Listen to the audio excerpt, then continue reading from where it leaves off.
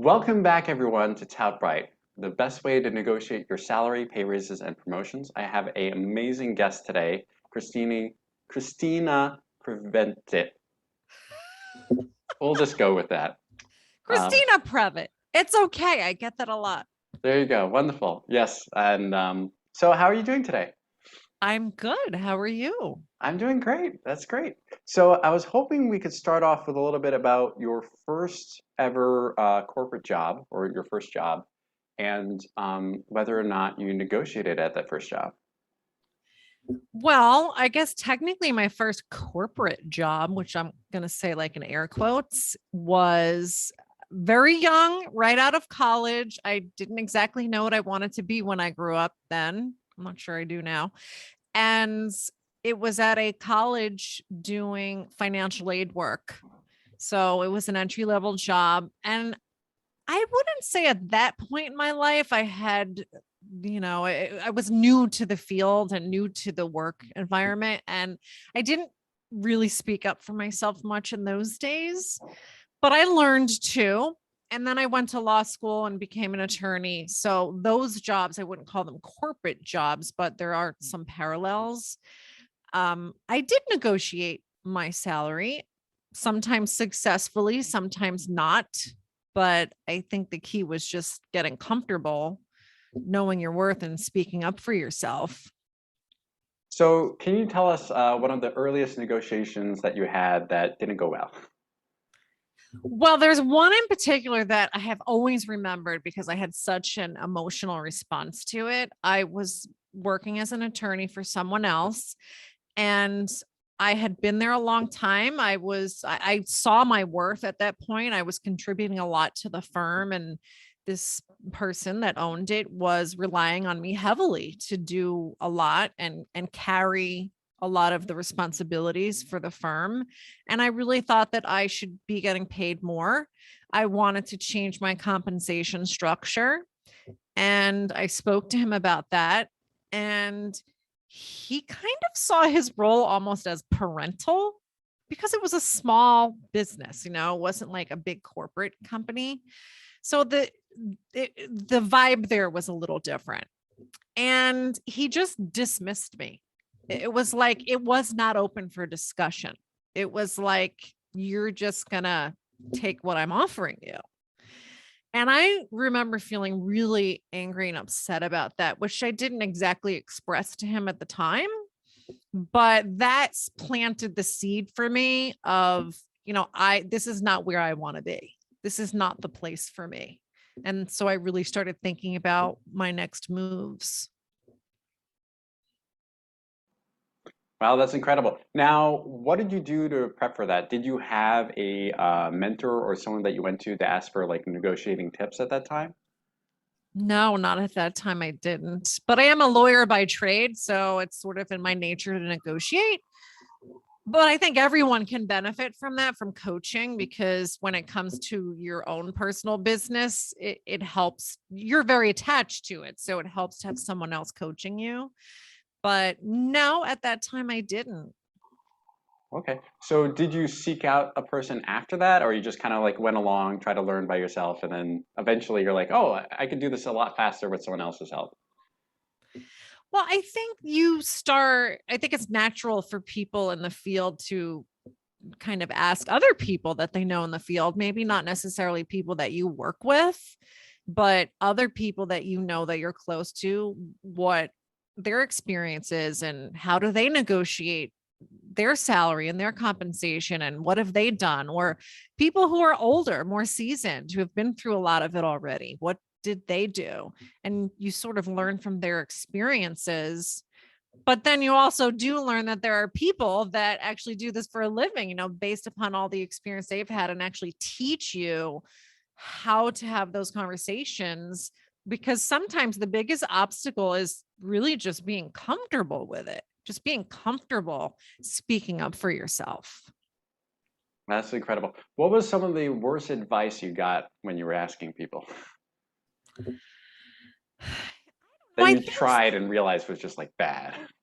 I think that when I think you have to really tailor the situation to your own situation. There is nobody else that has the exact same situation as you. They could have this similar job, a similar job title.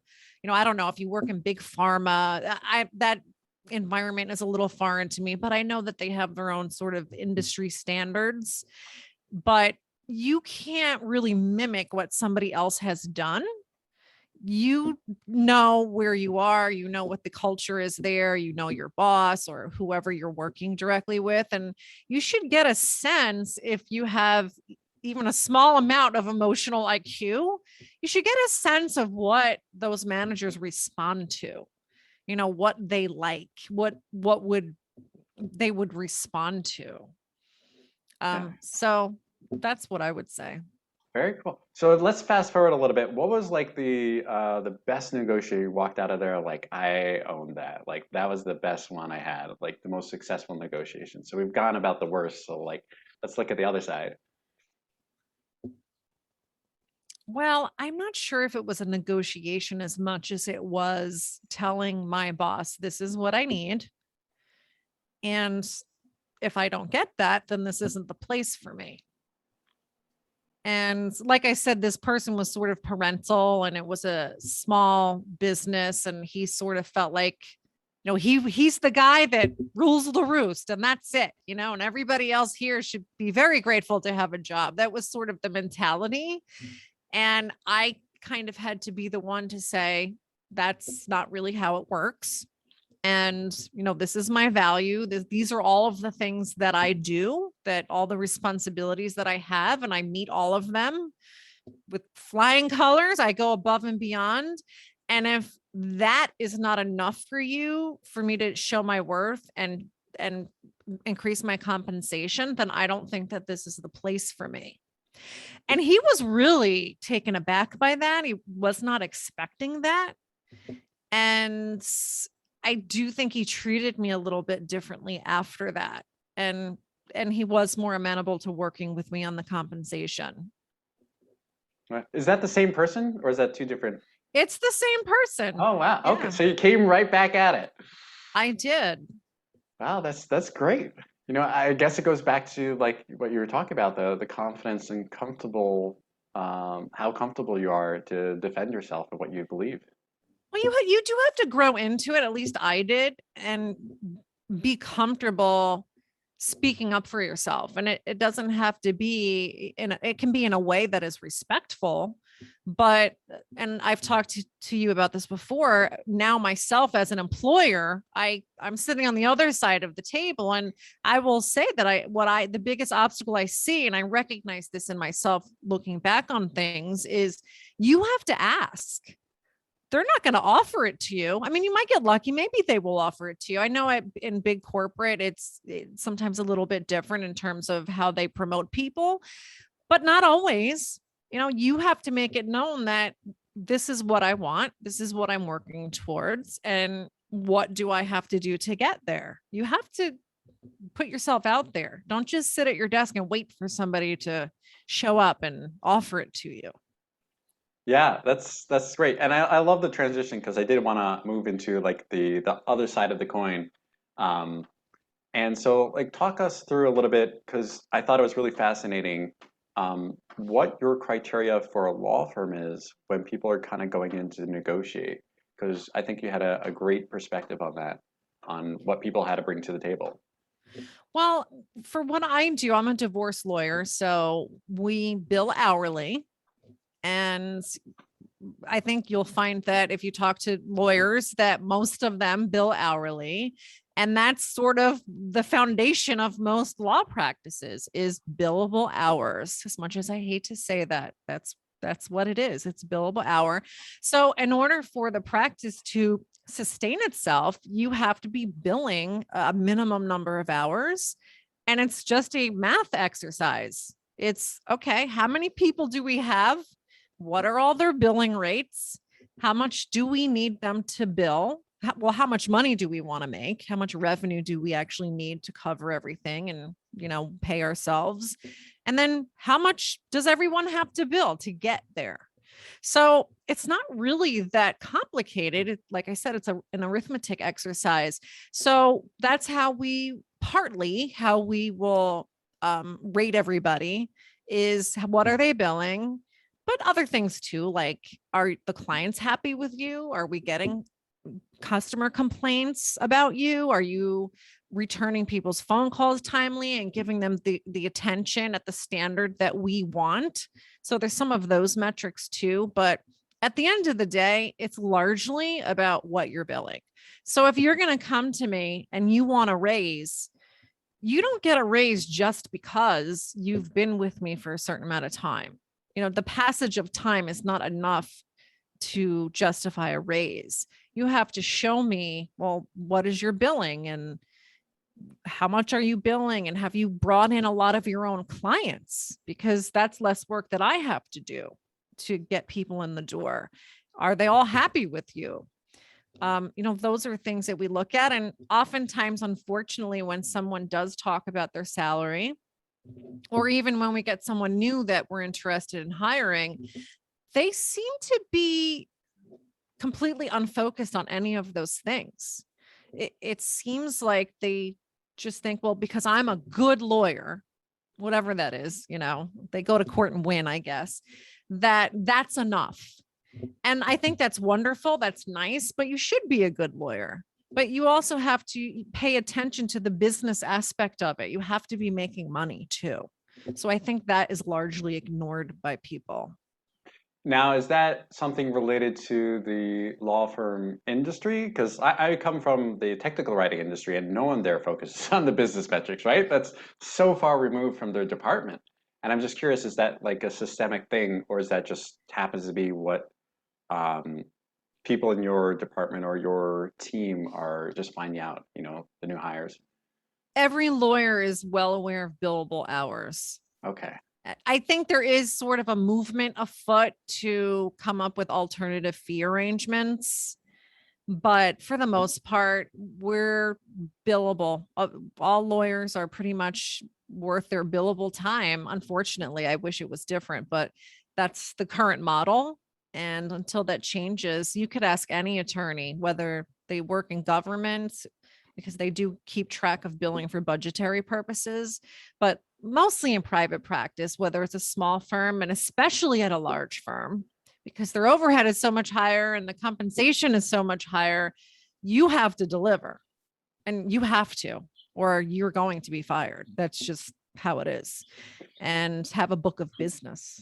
Interesting. So, is it common for small law firms to put it on the individuals for the most part to find the clients so that every person is their own sales rep? Is that common?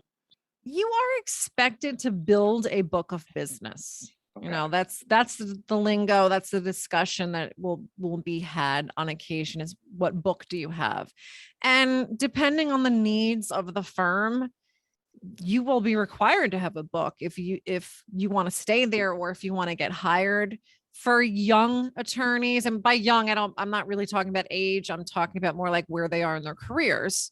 So if they're right out of law school, nobody really expects them to have a book. They'll be fed the work, but pretty early on, you will be expected to market yourself, to get out there and go to networking events and have a social media presence, get referrals from clients that you have been working with. To me, that's always a big red flag, is if your clients aren't referring people to you. I kind of think it's because maybe they weren't that impressed with you. So you will be expected to build a book, depending on the firm that you're at and how busy they actually are generating their own work. They might not need you to have a big book, but most places want you to have a book. And if you're going to go to a large firm, a lot of times it's all about the book. Interesting. I would have thought less just because they would work with like Apple or, Microsoft or these mega corporations, so they wouldn't need individuals to get their own smaller clients. Well, who landed the Microsoft contract? I mean, that person's valuable. I see. So it's about who's bringing in the bigger cash cows, so to speak. Interesting. So when you're in the manager seat and you have these new hires, they're going through your company, they've been there for a few years, I'm imagining you have some sort of metrics that they're measured by and some sort of like coaching or things like, hey, you have to get this book. So, um, do you feel you have a process in place that is pretty clear for people when they're asking for that promotion, that they kind of know what they're measured on? I have to tell you honestly, I've never had anybody ask for a promotion. Oh, really? Okay. I've never, I've had, I can think of two occasions when somebody asked for a raise. And my feeling about a raise is, how valuable is this person to me? Would I be sorry to see them go? And if I don't think they're worth a raise, and I wouldn't be sorry to see them go if they quit, then I don't give them the raise.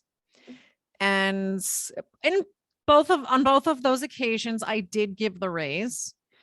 The second occasion was an attorney, and we gave him a raise, not necessarily for the reason he wanted, but we did have the conversation with him that, you can't just come to us and ask for a raise just because you want one.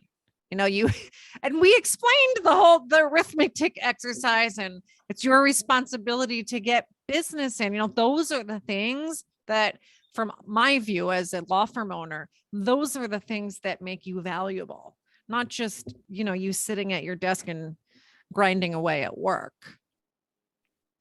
That's incredible. Now, let's talk about like I know we talked a little bit about it before, but the negotiating side when people are asking for the raise. So you said two people asked for a raise and you gave it both times. Um, what they did badly or poorly, and what could have they have done better? Well, I do remember one occasion in particular, somebody had a specific salary in mind. It was an attorney. And when we asked him to justify that amount, he gave me this long list of reasons, and absolutely none of them had anything to do with us, the firm. It was all, well, we had a baby, and I want to have another one, and I need to make more money because it's going to be more daycare, and I really want to live in this one section of town, and the property prices are higher there. And it was all about him and why he wanted this money and why he needed it to support his lifestyle. I was really left scratching my head over that one, because it didn't occur to him, not once, that instead of telling us why he wanted it, almost like he was asking a parent for a higher allowance, he didn't talk about, well, this is why I deserve it. This is why you should pay this to me, because I've billed this much and I've gotten this many clients this year. And, I'm single-handedly running the firm, and you get to go sit on a beach somewhere, which was not true, but whatever, come up with something to show me why. And, you're a lawyer, right? Like, advocate for yourself. Explain to me and show me why you're so valuable to me that I can't lose you. And that particular example was not effective. That's crazy, and I think there's so many people that fall into that trap because when they're in that need or wanting state, that's all they can think about, and they're like, "Well, it's obvious because like this is the biggest issue for me," you know, and they Yeah. yeah, And I think that's as an attorney, we're who does litigation specifically, I'm accustomed to thinking about, okay, well, how do I have to present my position to the court or to my adversary in a way that makes them want to, buy it, so to speak. It's not about, well, this is why I want it. It's like, this is why it benefits you too. This is why it makes sense. And so I sort of think that way all the time. And I think it's beneficial for people when they're in a negotiating context about anything to kind of focus on that. So that's what I would say is, try to independently evaluate your situation and see, well, what do I offer to my employer that maybe other people aren't doing, or that they can't easily replace? there you go. Do you have any like mental exercises that you've done over the years to kind of get that perspective? I've had a lot of coaching. I've used business coaches, and you can't just take one business coaching events, and all of a sudden, you're cured, so to speak, whatever bad habits you have, that they go away. It's personal development that you're working on, and it's a process. It's something that you have to do. And over time, you become more self-aware.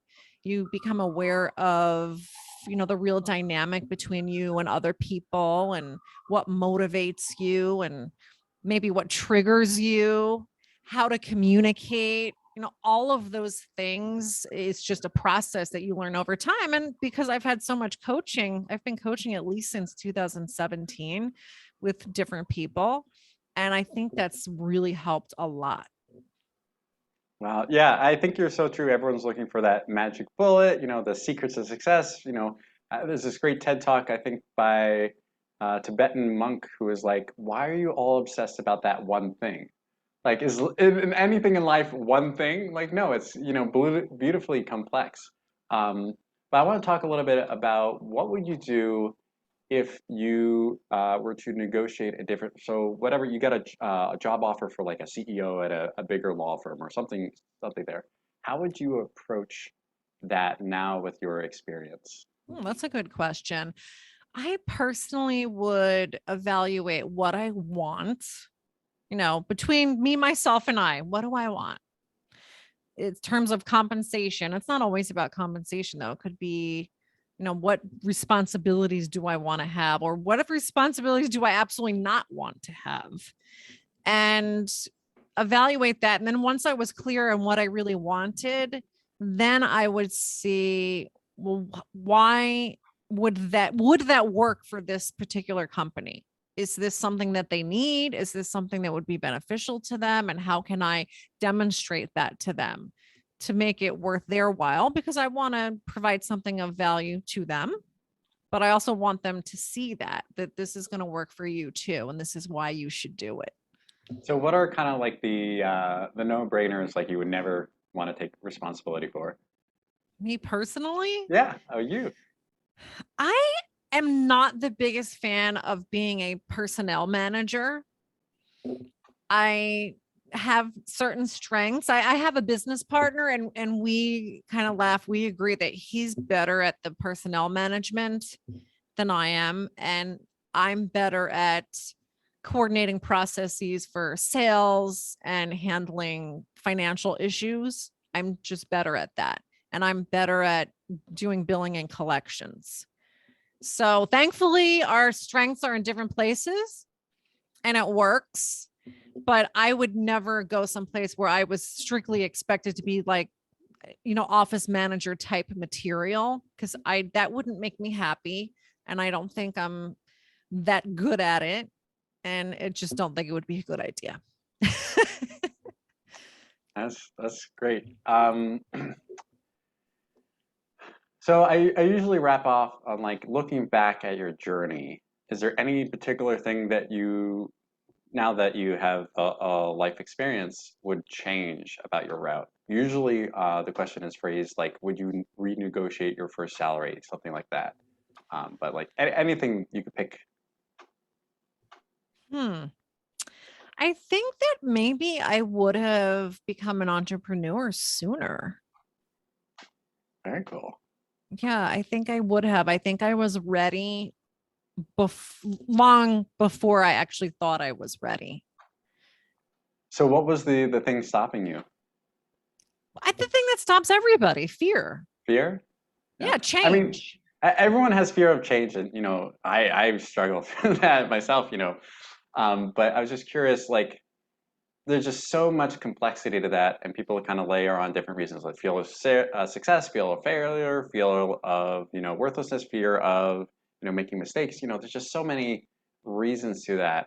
Um, but isn't that like true about every new thing? Like every new thing is going to have something to trigger that. Yeah, I mean, I like to say that I'm not very risk averse. Some people are. Um, I think that's I had the fear that, well, what if I start my own business and I just don't get any clients, which every single attorney who ever went out on their own will say that. But they also said, and this is going back to something you asked about advice other people had given me. They all said, just do it. You're going to get clients, I promise. And you'll be sorry you didn't do it sooner. They all said that. And it turned out to be really true. That's incredible. For me, it's always astounding, just how everyone's giving the exact same advice because it's true, and how everyone has the exact same fears because they feel it, right? And not to say that everyone, goes through, not having clients to getting clients, obviously, because there should be a percentage of people who struggle and then don't succeed, right? And have to go back to corporate or switch careers or something like that. Not the end of the world. No, but it's just incredible that through all that, people haven't come up with a better way of overcoming that hurdle that so many of us have. Well, I have a coach that says about fear that you can't wait for the fear to go away because it's never going to go away. You just move through it. There you go. And I Yeah, think that's great advice. I think that's great. I think the classic one is uh, bravery is not the absence of fear; it's the action despite it. Something like that. Yeah. So that's basically the same thing. Yeah. Yeah, it's the same thing, but Yeah. I like I that. still see so many people, myself included, because I waited a decade to start my own business, um, that are stuck on the just do it, the Nike of entrepreneurship, where they're just like, I can't just do it because like I'm paralyzed. And then they wait, 5, 10, 15 years, whatever it takes. So I just find it incredible that, it's a well-known step or hurdle or whatever, what I call it, wall. And we haven't figured out an easier way. So you mentioned you did a lot of coaching, so I imagine that was your path through the barrier. Um, Yeah, I mean, I just knew that I was unhappy and I was searching for something and I didn't even know what it was. And I started going to coaching events, personal development events, and hearing these teachings and all the Facebook wisdom, I call it, that you can do this. Don't let fear hold you back. And it's it's so true though. But you have to hear it all the time. So I think that's the benefit of coaching is you have somebody who's always saying things like that to you, like you can do this and helping you if you need to get through a rough patch or you're just having a bad day. I think it's really important who you have in your environment. Who are they encouraging you? Or are they the people saying, you can't quit your job? What if you lose all your money? Like, you don't want that person whispering in your ear. that's right. You want the person who's like, you can do this. You just need a plan and you can do this. Sorry, people, my phone's blowing up. I thought I'd put it on vibrate. Um, I think that is incredibly true, and I think you hit on something that is near and dear to my heart. Is that I believe one of the biggest oversights that new entrepreneurs or people that want to make it on their own are making is that they're jumping to do something new without the supported network of people. Like think about, when you got a career or why you got into law in the first place. There must have been someone or someone's influencing you. They're like, yeah, this is what I want to do, right? In terms of why I became a lawyer, Why you became a lawyer, why you decided you want entrepreneurship, or was it just like there got to be something else, right? I just wanted to grow. I wanted something bigger. I had sort of outgrown, the proverbial space that I was in. I, you know, I another coach I have says that you're either growing or dying, that you can't just stay in one spot. And I think that's true. So we all know that if you stay in a position too long and you're at some point you stop feeling engaged. You can't just do the exact same thing day in and day out and I feel fulfilled by that. I don't believe that anybody can do that. You have to grow in your position. It has to advance somehow. And that's what I needed. And I guess I did have influences. Maybe I'm not actually giving them proper credit, but just having other people in my universe that had started their own law firms and were running their own businesses. And I got to see the kind of freedom that they had. And I wanted that. Yeah, I forget. There's a great story about an Olympic runner who was the first one to run like a 6 minute mile or whatever the time frame was. And like once he did that, because everyone said it was impossible, like physically impossible. Once he did that, there was like 5 or 6 people that broke through as well. And I love that story because I think it relates to entrepreneurship and what you're doing. Because I love doing crazy new hobbies. So gigantic 10-foot bubbles. I juggle. I do a partner acrobatics. Every crazy thing that I could get my hands onto. Um, I'm looking at like parasailing, skydiving. It's just fun.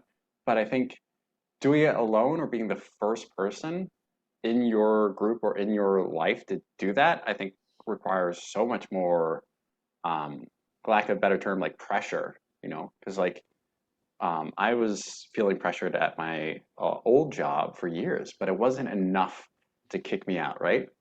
Um, Yeah. and I think a lot of people get stuck in that buffer of like, well, this is comfortable, but not like painful yet. Um, Yeah. Yeah. I call it the misery threshold. Everybody has a misery threshold. Usually I'm talking about the context of divorce, but everybody gets to a point, whether it's a marriage or some other relationship or a job, where they've had enough. They're unhappy, and they're unhappy to a level that is not acceptable to them. And that's different for everybody. But once they get there, then they take action.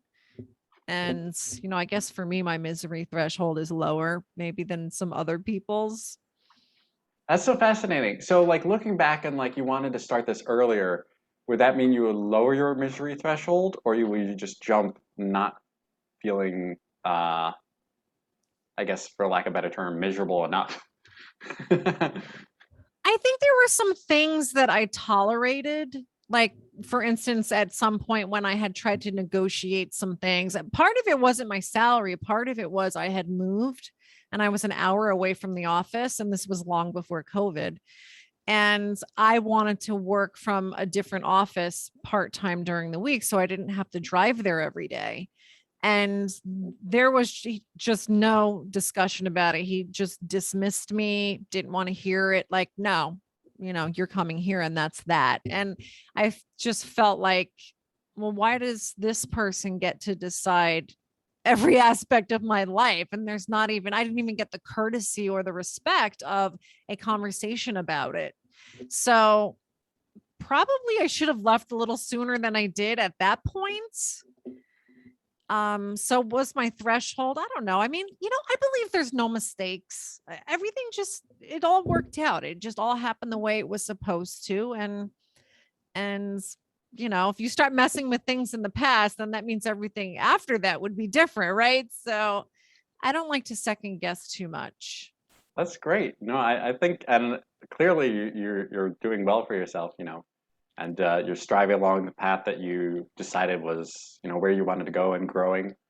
I don't know financially as far as your business, but it sounds like personally this is like the path that you wanted to go on, and you're striding forward. Oh yeah, definitely. I don't ever regret having left and gone out on my own. Well, that's so cool. All right, any parting Thank words? you.